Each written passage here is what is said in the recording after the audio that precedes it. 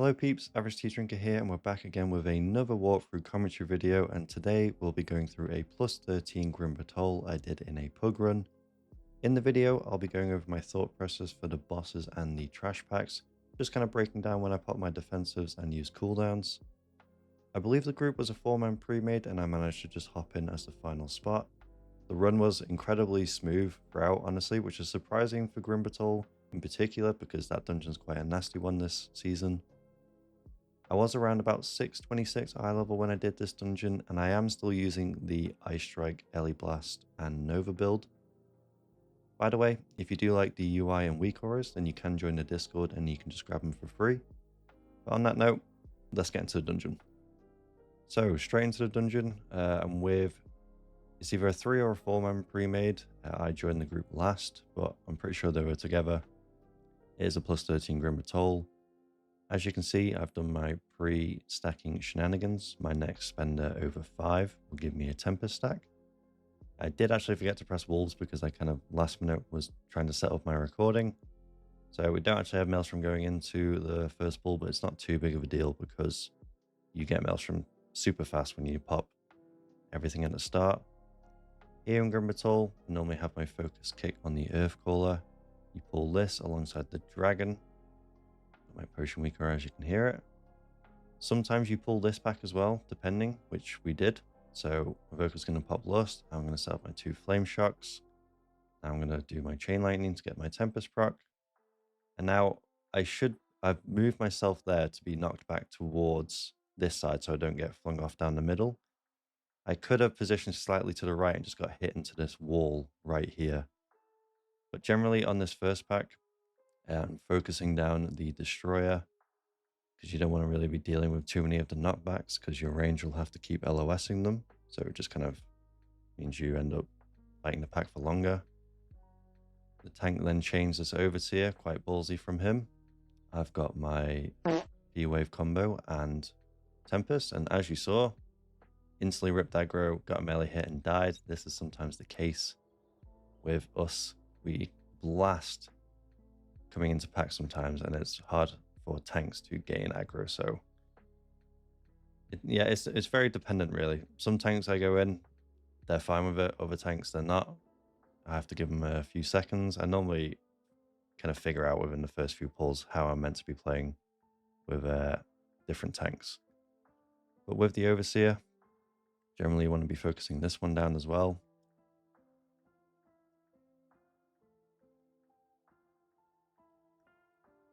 The main cast in these first mob packs and the areas is from the Earthcaller, which is Mass Tremor. This is the one which is going to do a lot of party-wide AoE damage. You can see I've always got a focus kick on one of them, always trying to stop the casts of Mass Tremor if they are going off. And then if you do have spare kicks available, you can throw them on Earthbolt, pop a Cap Totem just to help out. Generally here, I'm just kind of spreading lashing, using my Arc Discharge procs, stacking up to get Tempest. I save that Tempest with my P-Wave there, and pop Wolves just before to get the damage amp. Focusing these guys down just before we start doing the Dragon. My Dragon snaked from me there, feels bad. Depending on the patrol timing, like you can see there, I'm just going to pause it. You can actually have it cleave both of them, which is where you'll use your number 1 ability, which just does 10% of the mob's HP. So you generally want to be using this on packs of 5, or if you get overlaps like this on the first. Other than that, you're just spamming 2. Throw a few onto the triple Earthcaller pack down there. I tend to save my other stacks of number 1 for these 2 packs because a lot of people tend to send theirs on the first pack you saw where they overlapped with the patrol. Yeah, just spamming out 2, finishing off the rest of these Overseers. I've saved 1 here. That pack's dead, so I end up just throwing it on the Earthcaller pack.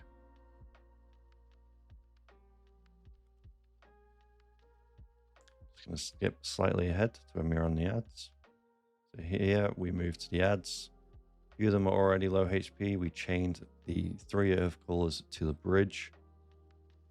Again, I'm just trying to stop the tremor casts, kind of setting up lightning rod on a few enemies, making sure that I'm getting my P wave always lined up with my tempest. I believe I then save my cooldowns for the boss. Sometimes, depending on how well we do with the dragons, I may pop Potion and Ascendance on one of the packs we just killed. So here we chained with the boss because you might as well, because the casters are very low. I've already pre-popped Astral. I did consume my Tempest there with Windstrike, so not the best. Should have stacked it up more and then manually spent it. But the main thing to worry about this fight is honestly just commanding Raw. It does a lot of damage. Ideally, you want to have something up for each one. So generally with the first cast, I just pre-pop Astral Shift just to get it on cooldown quicker, so it comes back up in the fight. And then I'll use Bulwark Totem, depending on whether or not we use like Zephyr, if I'm playing with an Org, or if we're playing with someone else and they use an external. And then because generally you used to play Earth-Ellie as a defensive, you kind of have to be careful with this on this boss specifically, because say you pop Earth-Ellie and then you have the bombardments there you're seeing. Earth-Ellie can taunt this boss for some reason, so the boss can end up being stuck out, so the tank then has to retaunt it back towards you guys. So generally what I do is I'll pop Earth-Ellie just for the commanding roar, and then I'll cancel Earth-Ellie like that, as you just saw. I mean, if you're playing with a tank who you're in voice with, you can probably just keep Earth-Ellie up and then they can just taunt off it when they need to, because then you're going to have 5% reduced damage and 15% more HP. So the way I do it is kind of only good for one, whereas you could have Earth-Ellie help reduce the damage from quite a few casts of Commanding Roar if you didn't have to cancel it like I did. But I'm just kind of playing it better safe than sorry, really. There's not really much to this fight. I'm just spending at 6, building to 6, spending Tempest with as much as I can. You have quite a bit of leeway time with the bombardments. Like, you don't need to be rushing as fast as you can. You can be a bit greedy and just hit the boss and follow alongside the tank. Yeah, otherwise you're just going to lose uptime, you're going to lose globals for no need.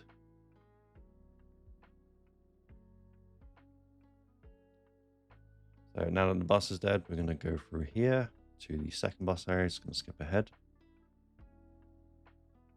So these 3 casters and the giants is quite a nasty area.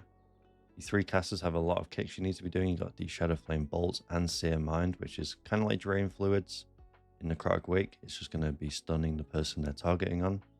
So you want to use all your CC for this. For Molten Wake as well, which just went off, you can see we've all got a dot. This is where you'll probably want to be using your defensives, because if you get a nasty overlap with a bolt alongside that Molten Wake, you can just get floor point of view in the global. So always be paying attention to when that Molten Wake cast is going off. And as I said, just trying to stop these casters from doing their thing. Generally in this area, you tend to clear as much as you can before you pull the boss, especially if you're close to a lust timing. Like here we're 3 minutes, so most likely, if I remember, we don't actually have it for the start of the fight for the boss, so we just clear as much as we possibly can. As long as you kind of clear the majority of the area you come in first, say you get lust come up, you can then just pull the boss rather than clearing more of the area, just to get lust on cooldown quicker. But again, it's depending on what the tank decides. I was just a random pug in their pre-made, so I was just kind of going along with where they were going, just playing to kind of their route they were deciding. But having the communication to figure out what you're doing is definitely the play. So here, I believe we're actually going to be chaining this into the boss. So pretty nice funnel for us. We do really well with extra targets. We don't have Lust. I believe we do end up popping Lust on CD when it does come up. It's a shame we don't have cooldowns here. I kind of wasn't expecting us to do this. I thought we'd clear more and then I'd have my Ascendance, because it's, you can see it lines up perfectly with Lust. But you never know. Sometimes you'll think it's going to go this way or the way you think it will, and it won't. So you just need to adapt.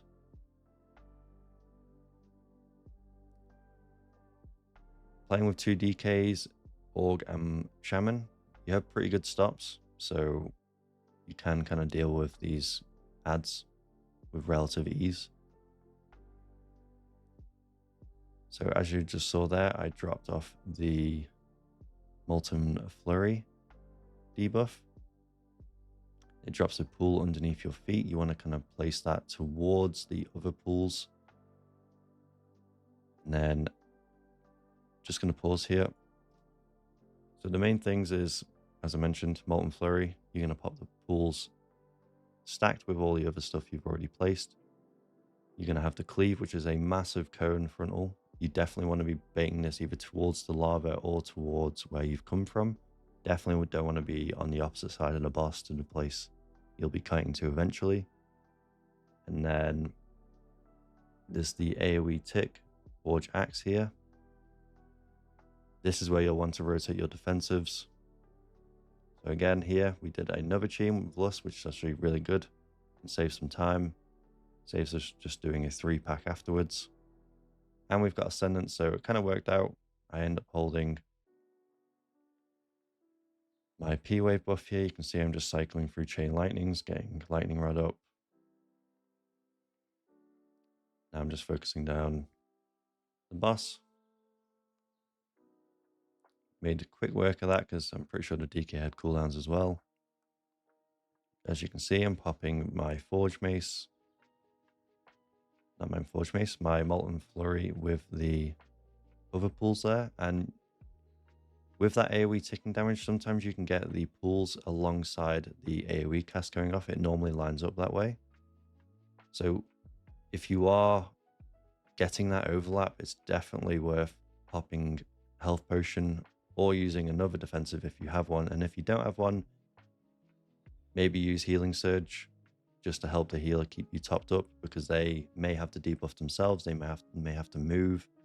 They can't stand and heal you. So popping a few Healing Surges on yourself will definitely go a long way in terms of helping out not only you, but the healer worrying about keeping you up.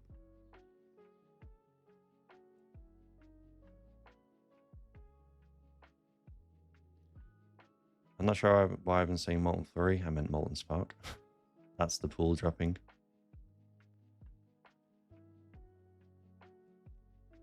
So we're just kiting this towards the wall, just not to pull the pack. But because the boss is nearly dead, the tank decides to just chain it. The boss is going to die in a second anyway. I end up saving my Tempest because I had P-Wave up, so I just instantly had that going into this pack as well. End up popping Potion. I use my knock up to stop the cast of Seer Mind on me. It's all about control, this part. You just need a lot of good, well-timed AoE CC, which is kind of hard to find in pugs. These guys were playing very well. I'm assuming they were all in Discord because, like I said, they were pre-made. I just hopped in. Actually, at that point, we were losing to the DK. But we aren't getting PI. The DK is getting PI. So we had our work cut out for us, but I was determined to try and beat him out anyway. Here, this is a pretty nasty area. This is where Shamans are really good because there's a nasty heal absorb curse debuff you get. or I believe it's Blazing Shadows, the caster's called. Blazing Shadow Flame, that's the one. So it's going to put the curse to spell you need to get rid of on people, which can be nasty with casts on people if you have the healing debuff and you have the Enforcer just wailing away.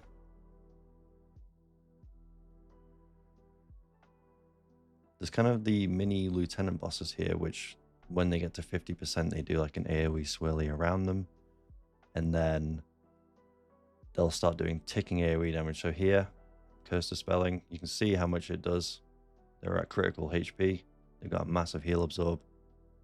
Because I had already Curse Dispelled, I end up just dwarfing the one which went on me there. But yeah, I'll just pause with the Warlock. You can see here, these are the casts of the Curse Dispels. If you can try stop them, probably best to, just because it's going to be less globals you're going to have to spend Curse Dispelling. Grimbatol is one of those dungeons where it's just a lot of crowd control you need.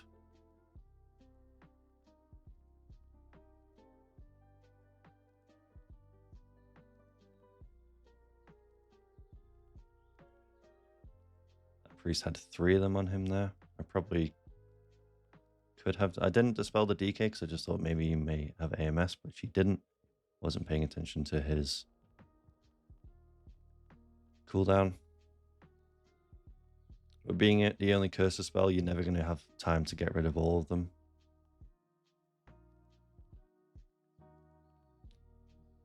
So here, these Lava Benders, these are the nasty mobs in the area.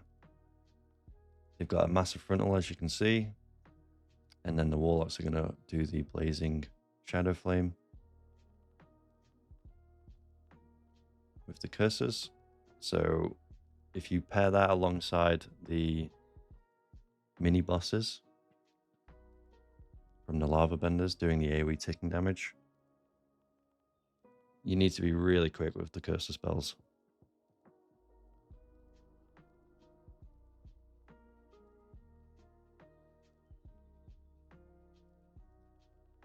Having multiple cursor spells in this dungeon kind of makes this part a lot more trivial.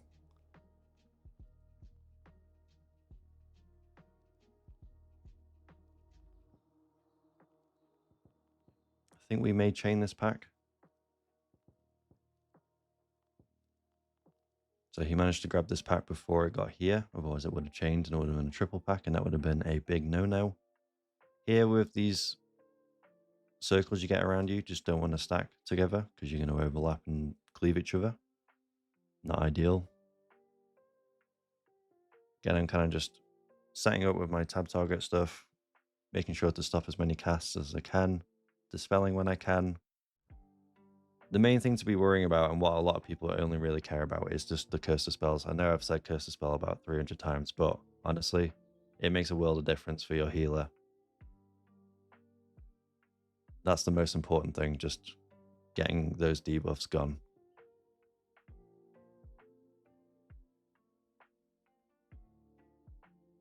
Yeah, that Dark Eruption.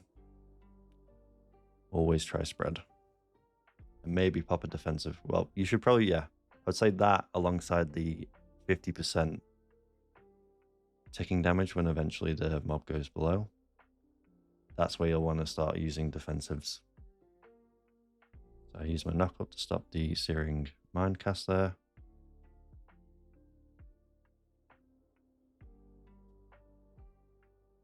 And I wasn't having the best Ascendance window because I had to kick and also Cursor spell. But it's just kind of the nature of the beast.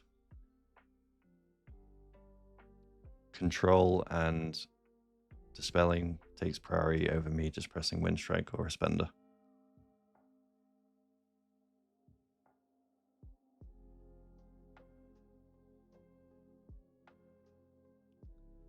This is probably one of the hardest packs in the game, double Lava Bender. So these are the 2 kind of lieutenant mobs I was talking about. So you want to be dodging the Dark Eruption, you want to be dodging the frontal, and then when they get to 50%, they're going to be doing AoE ticking damage and a massive swirly you don't want to be stood in. So generally you focus one down and then you let the healer only have to deal with one of them. Because you still got the Dark Eruption cast from the other one, but you don't have the AoE ticking damage, which is where most of the damage throughput is coming from on the mobs. So here we just managed to kill off that one before this one got to 50%, so pretty decent timing. I do have health potion. I've used Astral. We saw that we used barrier, and now I've popped AG just to kind of help top us up a little bit.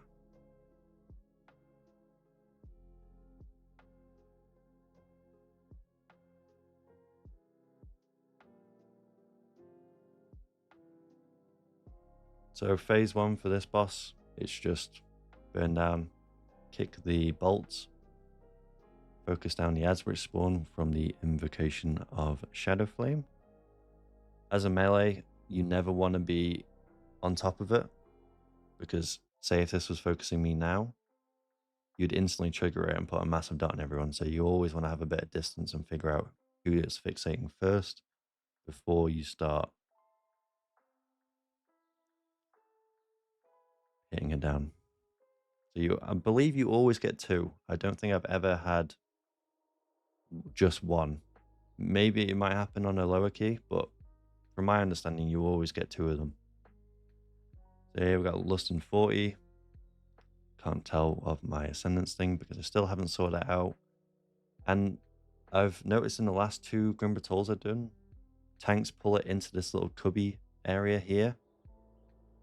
There's 3 Curser spells which go out as well, right at the start of the fight, and they also happen throughout. So I dispelled myself because it went on me. And you can see it's spawning these pools for the spirits directly underneath the boss, which just makes cleaving them way easier. You don't have to be running around. You don't need to be kiting in different directions, losing uptime. Here, it may get patched, so this might not be a thing. But yeah, we'll see. I popped Lust there. I probably could have waited for Ascendance until after the Cursor spell. So we got the ads coming up. I've got a Tempest. I'm just slowly kiting back. I'm just making sure to kind of pay attention to where my line is. Me feral lunging there could be pretty sketchy because I might end up feral lunging into these Shadow Flame tornadoes. With this boss, I would recommend to use defensives on the Twilight Buffet, not Buffet. Just Cursor spelling the Priest. Pretty sure the DK used some form of Dwarf to get rid of his. I did end up using a stun there because I had a Tempest, and I feel like it's fine to use stuns when you are tanking the boss here because you have a much easier time cleaving them down before they start being a pain in the ass. Because if you stun them when you do it the normal way, where you're tanking it out here and you're just kiting the boss around, you could potentially stun and then they change fixate whenever they are hard CC'd. So I think in this area it's fine to use hard CC, but I wouldn't recommend doing it if you're not tanking it here. Here I can see this one is closer to me, so I was just slowly kiting back. Put myself in the bubble as well for the Twilight Buffet. Still waiting. I'm hitting this one because I wasn't focused by that one. Kind of wrapping up the boss here. Got the last percent. Tank's moving the boss over here just to save some time. But honestly, if you can, try get your tanks to do it in that area. It makes the boss fight so much easier.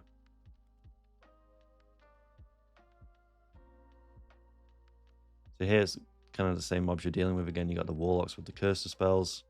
You've got the Frontals. I Cursor spell myself there.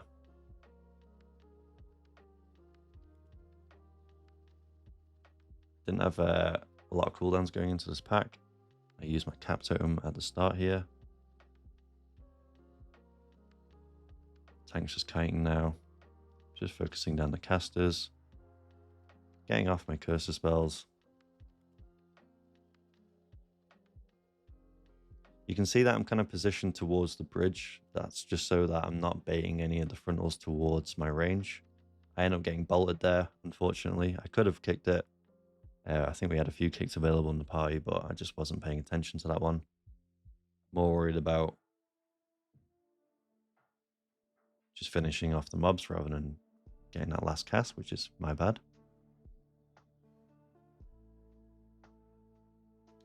So these corruptors, you want to be dodging all the swirlies you're seeing here. I've got both of them with a flame shock because it's easy to not get them with a flame shock because of all these little hatchlings.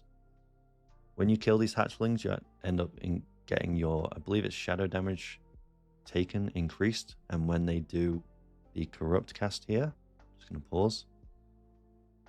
It's channeling on the priest, and this does a lot of damage.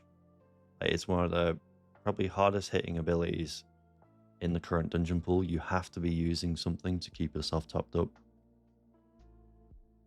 I generally just rotate Astral or Bulwark Totem, but even Bulwark Totem isn't enough sometimes because it quickly burns through the chunk of shield you get at the start when you press it.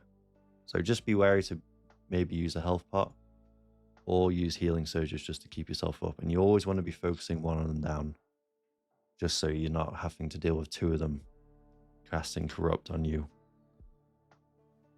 Always focus them down. Just kind of weaving in between these swirlies. Finishing off this low HP one, which is about to cast on me. So I don't use anything. The Evoker used Rescue on me, just in case. I didn't see the point of using it there because I thought it was going to die within like 1 or 2 ticks anyway. So I can save it for this next pack.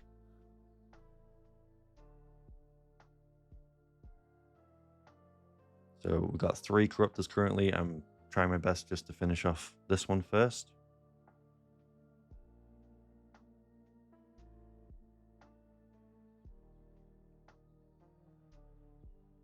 So now I need to find the Corruptors. And I can see that it's casting on me. I popped the Astral there. You can see the debuff here we get from killing the little lads. I think depending on how comfortable your group is, you can actually take Earthbind Totem, which just stops the ads coming in, and then it kind of gives you a bit of time to focus down the 2 Corruptors, because it's going to root all the little ads, because these two can't be, well, these ads can't be CC'd. So I've had it where I popped Earthbind Totem, and then the tank has taunted the 2 Corruptors and got aggro, and then we focus them down, and then eventually all the little ads come in afterwards. So for this boss, the Void Surge is the probably hardest hitting AoE cast. You really want to be careful of the tentacles which spawn. Sometimes they can spawn underneath your feet and they can catch you out, so always pay attention to the swirlies on the floor for new tentacle spawns. So you can see here all these little swirlies coming out. The DK can AMS them, so we have 2 DKs, so it kind of makes it a bit easier.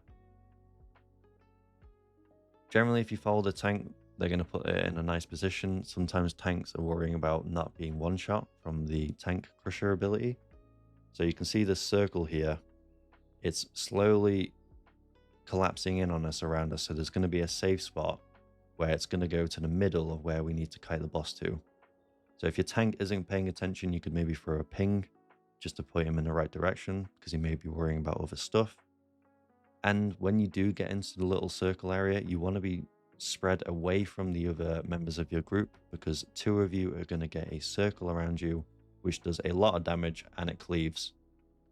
So we only got 1 there because I believe DKs now have an ability where they can spread getting AMS. So it actually negated 1 of them. So 1 of us would have got the second cast here, but because we had AMS, we didn't. But you can see we've got the Evoker here, you've got the Priest here, and you've got us there. So we're kind of already spread out. But this is what you want to be doing each time this phase happens with the circle collapsing. So shortly after this now, we're going to get Void Infusion cast, which is going to summon a load of ads. You don't want to be focusing or AoEing these down straight away. One, because the tank's probably not going to get aggro on them because they're more worried about focusing down the boss. So I tend to never blast them down. I just use Tempest on the boss, on the main target. And then as soon as this Void Surge cast finishes, I'll start focusing down the ads. But you can see here, because they are the hatchlings from earlier, you do get a damage increase. So we just got the Void Surge. So you can imagine if you just full pump the ads, everyone's got this dot on them. And the AoE is ticking on everyone. So it's going to be really nasty if you just blast the ads. So definitely don't be a filthy little padder. Just wait until the first cast of Void Surge after the ad phase, and then you have chance to focus them down with the next circle collapsing. But that's the fight really. You just get into good positions, spread out on the circle here. So as you can see, I saw no one over here, so I went over there. Priest got it again, I got it here. I've got AG running just to help keep topped up. Ads are coming out again. So I've not popped P-Wave yet, as you can see, because I don't want to kind of grief us getting damage. I could easily pre-pop P-Wave. So I believe I pop it now, and I don't consume it. I wait until this Void Surge cast. I end up going down because I didn't have anything. I thought the healer could maybe carry me through. I didn't have Bulwark or Astral. So I do end up losing a bit of damage there just because I missed my P-Wave combo, because I end up dying. But thankfully, we played the run really clean. We've only had 2 deaths up until that point, so we've got CRs available. So you can see that Abyssal Corruption, we're just spread out, because it's you cannot stand on each other with that. 1 or 2 ticks when you're stacked together, and you'll both just go down. So you need to preemptively move into positions where you're not stacked. So here, I'm just popping Tempest. I'm not using my Arc procs until now. I popped Astral for the Void Surge.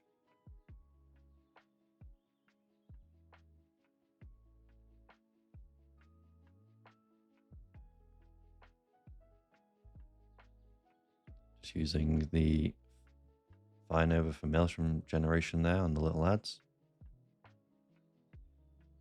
So here I'm on the right.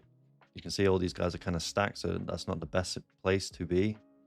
It's good if someone else was over here. But you can see people quickly moving out, quickly moving away, because as I said, you cannot stand on this.